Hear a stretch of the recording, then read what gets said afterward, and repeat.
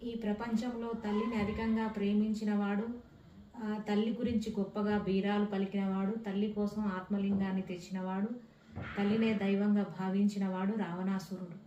అదేవిధంగా భార్య దగ్గర అతి వినయం ప్రదర్శించినవాడు రావణాసురుడు. కానీ పరాయి స్త్రీలలో మాత్రం తల్లిని, చెల్లిని, అక్కను చూడలేకపోయాడు. అందుకనే కుక్కచావు తెచ్చాడు. రావణాసురుడికి తల్లి మీద అధిక ప్రేమ ఉండడానికి కారణం అతని యొక్క జాతక చక్రంలో 4వ ఇంట్లో చంద్రుడు ఉండడం.